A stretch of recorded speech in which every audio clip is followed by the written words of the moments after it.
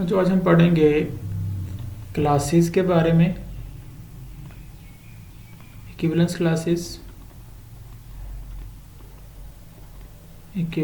Classes and partitions के बारे में पढ़ेंगे।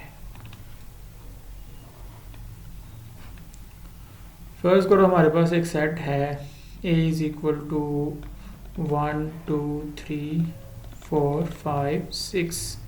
ये हमारे पास एक सेट है और हमने एक रिलेशन डिफाइन किया यहाँ पे। हम पहले इसको एक एग्जांपल समझते हैं कि इक्विवेलेंस क्लासेस क्या होती हैं और उसके बाद हम पार्टीशन पे बात करते हैं। अब हमारे पास एक रिलेशन है 1 1 1 2 1 3 2 1 2 2 2 3 3 1 3 2 3 3 4 4 4 5 5 4 5 5 एंड 6 6। ये हमारे पास जो एक रिलेशन है। तो हम बड़ी आसानी से हमने कल डिस्कशन जो की उसके मुताबिक हम ये बात कह सकते हैं कि हमारे पास जो ये रिलेशन है ये एक इक्विवेलेंस रिलेशन है।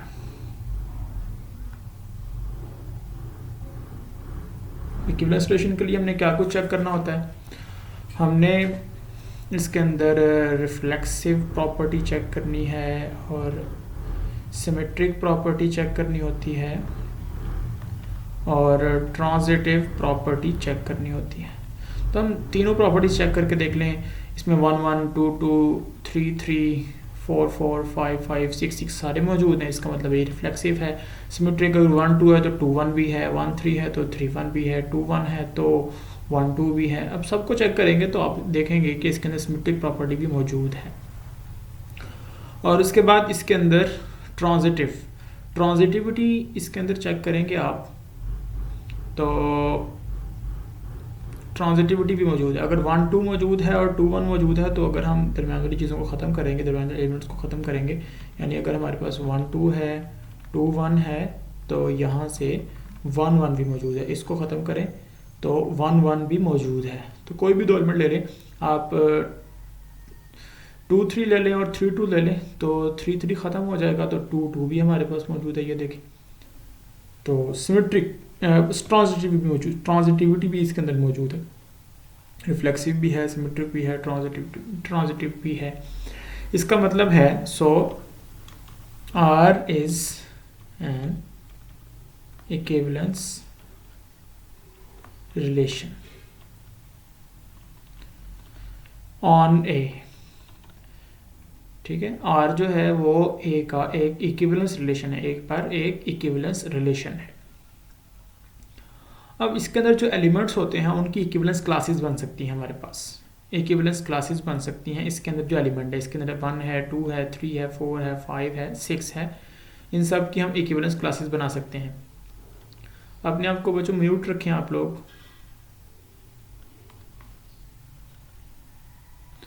इतना तो हमें पता चल गया कि ये एक इक्विवेलेंस रिलेशन है।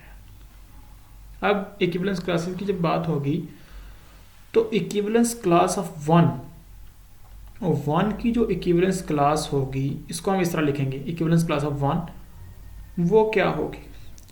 तो बच्चों 1 के साथ जो एलिमेंट मिला हुआ है यानी वो ऑर्डर पेयर जिनमें फर्स्ट प्लेस पे 1 मौजूद है, जो कुछ सेकंड प्लेस पे है वो आएगा 1 की इक्विवेलेंस क्लास के अंदर।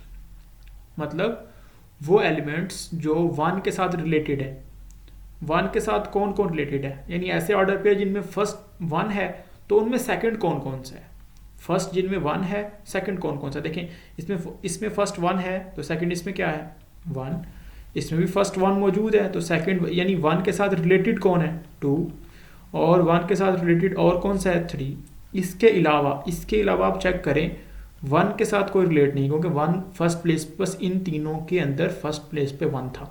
बाकी किसी में भी फर्स्ट प्लेस पे 1 मौजूद नहीं है, तो ये हम इसको बोलते हैं इक्विवेलेंस क्लास ऑफ एलिमेंट 1। ये 1 की इक्विवेलेंस क्लास है, ठीक है। इसके इसी तरह अगर हम इसका जो सेकंड एलिमेंट है 2, उसकी इक्विवेलेंस क्लास निकालें, 2 की इक्विवेलेंस क्लास फाइंड आउट करें आप, तो वो क्या आएगी। अब इसका मतलब ये है कि हम देखेंगे कि वो ऑर्डर पे जिनमें 2 फर्स्ट प्लेस पे है, तो सेकंड प्लेस पे कौन सा एलिमेंट है। तो 2 देखें यहाँ पे फर्स्ट प्लेस पे, 2 के साथ रिलेटेड कौन से एलिमेंट है, तो 1 है, 2 भी है और 3 भी है। तो 2 की इक्विवेलेंस क्लास के अंदर भी 1 आ गया, 2 आ गया और 3 आ गया। इसी तरह आप 3 की इक्विवेलेंस क्लास निकालें, तो 3 फर्स्ट प्लेस पे है, तो सेकंड प्लेस पे कौन है, 1 है। सेकंड प्लेस पे कौन है, 2 है। सेकंड प्लेस पे कौन है, 3 है। तो ये हमारे पास 3 की इक्विवेलेंस क्लास आ गई। अब 4 की इक्विवेलेंस क्लास निकालें, इक्विवेलेंस क्लास ऑफ 4, तो यानी वो एलिमेंट्स जो 4 के साथ रिलेटेड हैं। फर्स्ट प्लेस पे 4 है और सेकंड प्लेस पे हमारे पास जो भी एलिमेंट है उसको हम इस सेट में लिख देंगे। तो फर्स्ट प्लेस पे देखें 4 है, तो सेकंड प्लेस पे 4 मौजूद है, यहाँ भी फर्स्ट पे 4 है, तो सेकंड पे 5 है। अब equivalence class of 5 find out करें, तो 5 में देखें ये 5 है, तो इसके साथ 4 लगा हुआ है और 5 लगा हुआ है। इसके अलावा जो 6 की इक्विवेलेंस क्लास है वो सिर्फ एक एलिमेंट है, 6। तो ये हम इस तरह से हम इक्विवेलेंस क्लासेस फाइंड आउट करते हैं। कोई भी हमारे पास अगर इक्विवेलेंस रिलेशन होगा तो उसमें जो एलिमेंट हैं उनके ज़रिए हम उसकी इक्विवेलेंस क्लासेस फाइंड आउट कर सकते हैं, इस तरह जैसे मैंने आपको अभी एक्सप्लेन किया।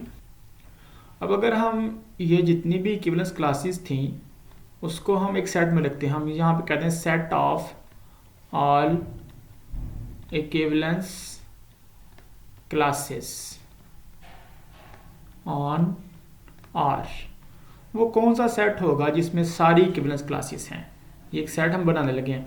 तो देखो हमने इसको लिखना शुरू किया, तो पहली क्लास हमारे पास थी class of equivalence class of 1, जो जिसमें कितने एलिमेंट थे, 3 एलिमेंट थे, 1 2 3। तो हमने इसको लिख दिया कि हमारे पास जो फर्स्ट इक्विवेलेंस क्लास है वो है 1 2 3 कॉमा। उसके बाद जो सेकंड इक्विवेलेंस क्लास है वो तो दोबारा 1 2 3 है, तो 1 2 3 तो हमने पहले लिख लिया, अब दोबारा तो नहीं लिखेंगे। फिर थर्ड वाली जो इक्विवेलेंस क्लास है वो दोबारा 1 2 3 है, तो इसको दोबारा तो नहीं लिखेंगे, पहले हम लिख चुके हैं इसको। इस तरह हमारे पास, इसका मतलब है इनको लिखने की दोबारा लिखने की जरूरत नहीं है, सेम है, इनको एक दफ़ा लिख लिया बस ख़त्म। उसके बाद इक्विवेलेंस क्लास ऑफ 4, तो ये 4 5 है, तो इस 4 5 को लिख लें। अब फिर हमने आगे लिख लिया 4 4 5, ठीक है, हमने लिख लिया 4 5 ये।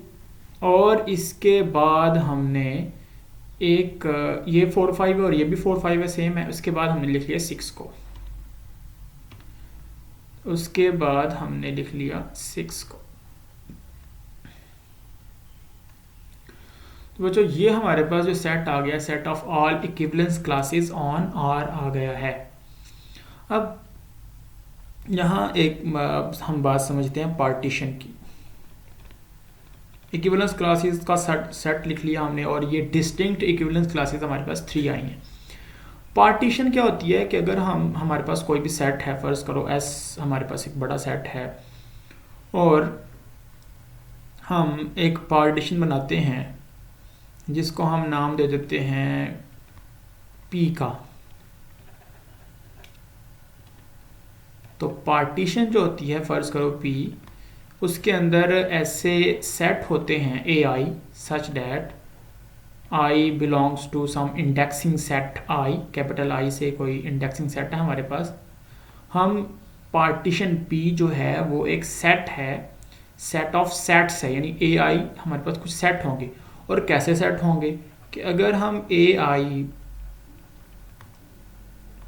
जितने भी हमारे पास ए आई मौजूद है उन सब का यूनियन ले, इंडेक्सिंग सेट आई जो है उधर से हमने क्या किया, यूनियन लिया, सारे जितने भी ए आई हमारे पास मौजूद है सबका यूनियन लें तो हमारे पास कैपिटल एस बन जाए, ठीक है। Suppose we have S and P is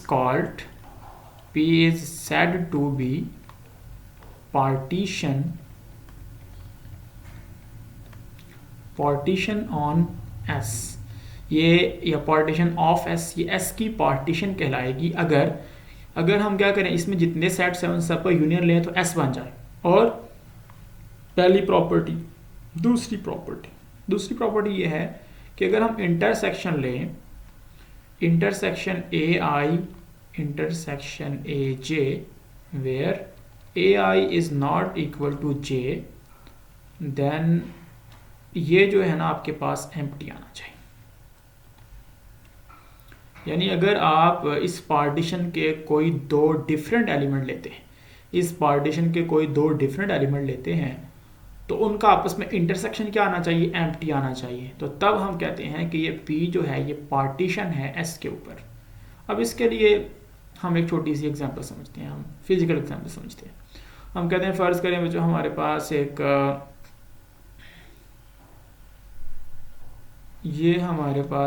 एक लैंड थी, बरसगीर पाको हिंद की ये लैंड है हमारे पास, ठीक है। तो हमने क्या किया, इसकी 1947 के अंदर पार्टीशन हुई, तो कुछ इतने से हिस्से में ये पाकिस्तान बन गया, ये भी पाकिस्तान बन गया, और यहाँ पे भी कुछ पाकिस्तान था, ये जो बाद में बांग्लादेश बन गया, और यहाँ पे हमारे पास इंडिया है। अब ये 1947 की पार्टीशन हो गई हमारे पास, लेकिन 1971 के अंदर ये जो पाकिस्तान का हिस्सा था, जो मशरकी हिस्सा था, ये क्या हो गया, ये बांग्लादेश बन गया। तो ये हमारे पास बन गया बांग्लादेश। अब पार्टीशन हुई है। अब देखें, ये पूरा जो लैंड है ये बरसगीर है, बरसगीर पाको हिंद है। अगर हम इन सब का यूनियन करें, यानी Bangladesh union India union Pakistan, तो हमारे पास क्या बन जाएगा कि ये सब कॉन्टिनेंट बन जाएगा हमारा, बरसगीर पूरा आ जाएगा हमारे पास। यानी फ़र्ज़ करें हमारे पास एस जो है ये सब कॉन्टिनेंट है, ठीक है, बरसगीर है, बरसगीर पाको हिंद के एस का हमने इसका नाम दे दिया एस का। अब इसके अंदर 3 सेट्स हैं। एक हमारे पास है यहाँ पे जो हमने पार्टीशन, इसके लिए जो पार्टीशन बनाई है उसके अंदर 3 सेट हैं पार्टीशन के अंदर। एक है इंडिया, एक है पाकिस्तान, और एक है बांग्लादेश।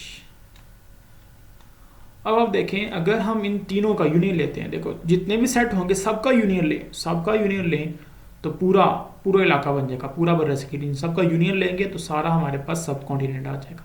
लेकिन ये जो लैंड के छोटे छोटे हिस्से हैं, जो ये हिस्से हैं, ये इस तरह के हिस्से हैं कि इनका आपस में इंटरसेक्शन एम्प्टी है। यानी कोई ऐसा हिस्सा नहीं है जो पाकिस्तान और इंडिया का कॉमन हो, ऐसा कोई इलाका नहीं है जो पाकिस्तान का इलाका भी हो और इंडिया का इलाका भी हो, यानी एम्प्टी सेट आएगा। अगर आप इंटरसेक्शन लेंगे, पाकिस्तान इंडिया का इंटरसेक्शन लेंगे तो एम्प्टी सेट आएगा, पाकिस्तान बांग्लादेश का इंटरसेक्शन लेंगे तो एम्प्टी सेट आएगा, बांग्लादेश इंडिया का इंटरसेक्शन लेंगे तो एम्प्टी सेट आएगा। कोई ऐसी लैंड हमारे पास नहीं है कि उसका इंटरसेक्शन लेने से हमारे पास कोई कुछ एलिमेंट्स आ जाए। तो इसका मतलब है ये सही पार्टीशन है। अगर कोई इस तरह सा यहाँ से हम कह दें, यहाँ से इसको खाली कर दें और यहाँ पे हम कह दें ये वाला ये जो हिस्सा है ये इंडिया और पाकिस्तान का दोनों का हिस्सा है, दोनों में शामिल है, इंडिया में भी शामिल है, पाकिस्तान में भी शामिल है, तो इसका मतलब है ये फिर पार्टीशन नहीं होगी, क्योंकि इंडिया पाकिस्तान का इंटरसेक्शन करने से हमारे पास ये हिस्सा आ जाएगा, और ये तो फिर पार्टीशन में शामिल, ये सही पार्टीशन नहीं है। इसमें अभी तक फ्लॉ एक मौजूद है कि एक ऐसा हिस्सा आपने बना दिया है जो दोनों का हिस्सा है। इसी चीज़ को जब हम सेट्स पे अप्लाई करते हैं तो हम कहते हैं हमारे पास ऐसे सेट होने चाहिए जिन सब का यूनियन लेने से हमारे पास फुल सेट बन जाए, और वो सेट ऐसे होने चाहिए कि अगर हम उनका इंटरसेक्शन लें, आपस में किसी भी दो डिफरेंट का इंटरसेक्शन लें तो हमारे पास एम्प्टी सेट आए। अगर ऐसा हुआ तो फिर इस जो सेट ऑफ सेट्स है, यानी जो सेट ऑफ सेट हमारे पास P है, इसको हम पार्टीशन कहेंगे S की। तो इस बात को आप लोगों ने समझना है। जो यहाँ पे आपका क्वेश्चन है कि AI का क्या मतलब है, I belong to capital I, इसका क्या मतलब, इसको हम समझते हैं। यानी फ़र्ज़ करें हमने यहाँ पे ये लिखा हुआ है P is equal to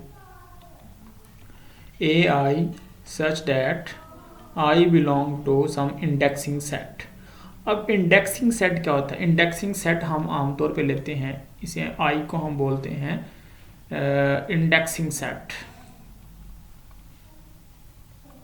indexing set यानी वो सेट जो एलिमेंट्स को नाम देने के लिए यूज़ होता है, और आमतौर पे हम इंडेक्सिंग सेट के लिए सेट ऑफ नेचुरल नंबर्स को यूज़ करते हैं. सेट ऑफ नेचुरल नंबर्स को यूज़ करते हैं. यानी फ़र्ज़ करें हम कहते हैं सिंपल, ये तो हमने एक जनरलाइज्ड फॉर्म लिख दी है. अगर हमारे पास पी होता है इस तरह से कि A I such that I is belongs to set of natural numbers and 1 is less or equal to I is less or equal to 4. इस तरह हम लिख देते कि हम कहते हैं कि जो P है इसमें इस तरह के सेट्स हैं such that AI सेट है इसके अंदर, और I कहाँ से है? I belongs to natural number है. I नेचुरल नंबर का एलिमेंट है, और ये जो I है इसकी रेंज बता दी कि 1 से शुरू होगा और 4 तक जाएगा. तो इसका मतलब है कि अगर हम इसको ऐसे लिखें, इसके अंदर 4 एलिमेंट है क्योंकि 1 से शुरू हो रहा है और 4 तक जा रहा है. तो इसका मतलब है इस सेट के अंदर A1 है, A2 है, A3 है और A4 है.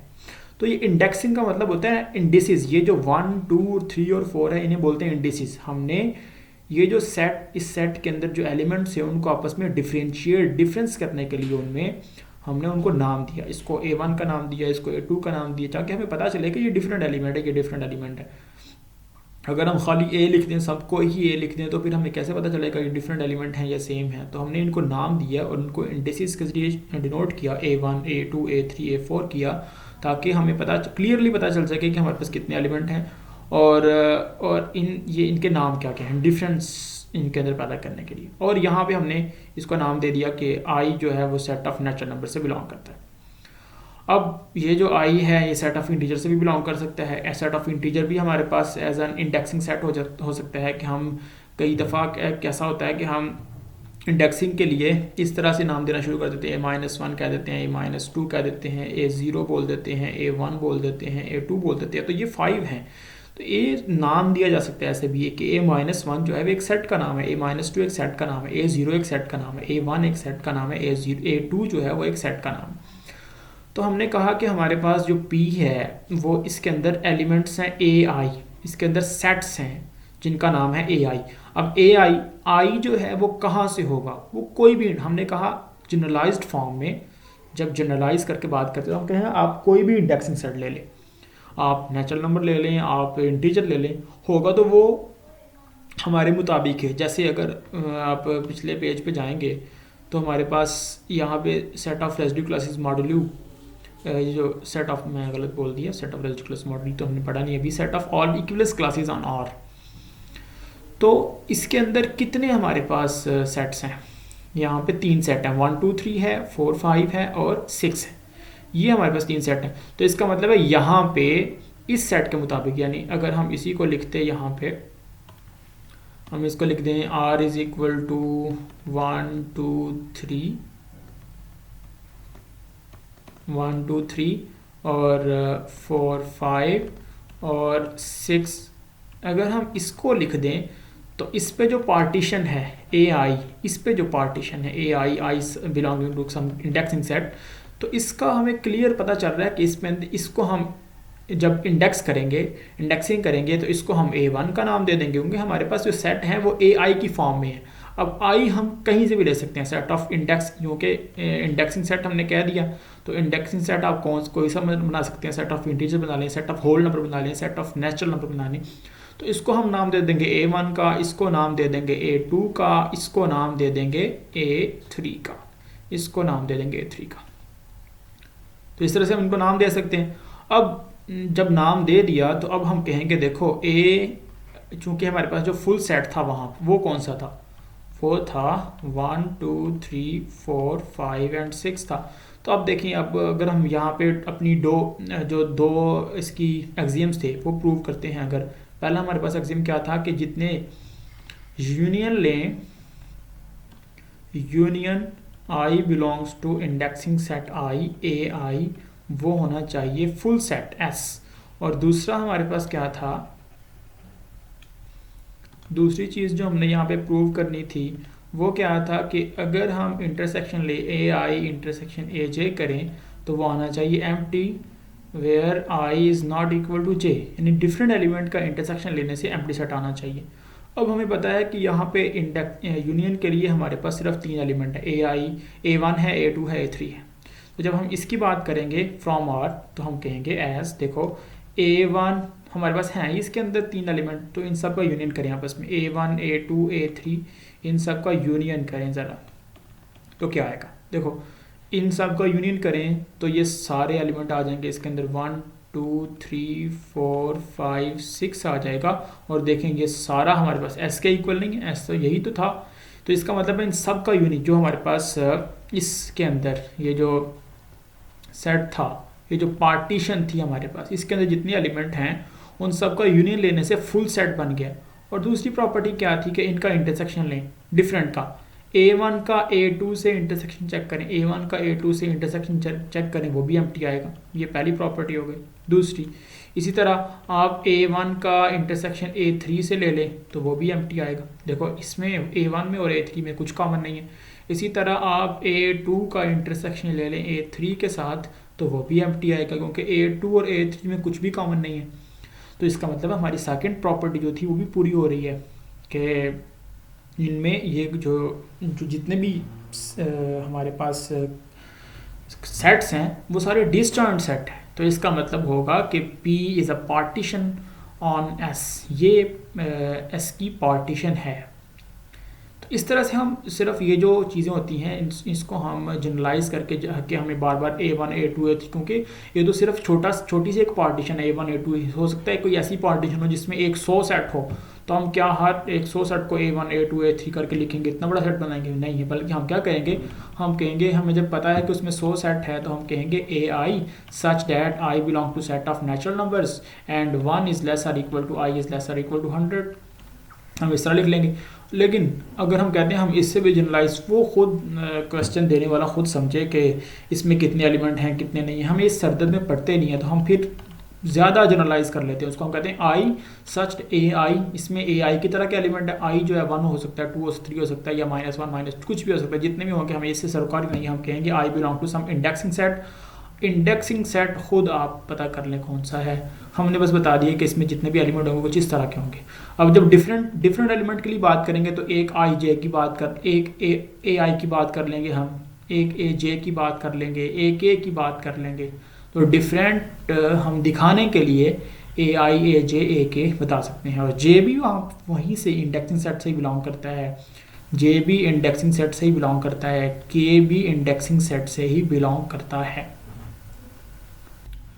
यहाँ से हमें ये पता चला कि अगर हमारे पास कोई सेट होगा एस हमारे पास कोई सेट होगा, suppose S be a non empty set, S हमारे पास कोई नॉन एम्प्टी सेट है and P is a partition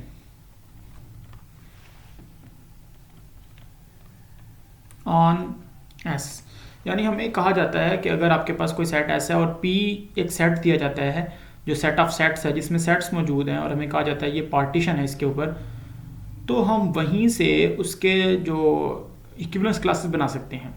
फ़र्ज़ करो हमारे पास एक सेट है S है 1 2 3 4 5, इस तरह से हमारे पास एक सेट है और हमें कहा जाता है कि आपके पास एक पार्टीशन दी जाती है और पार्टीशन में हमारे पास एलिमेंट्स हैं,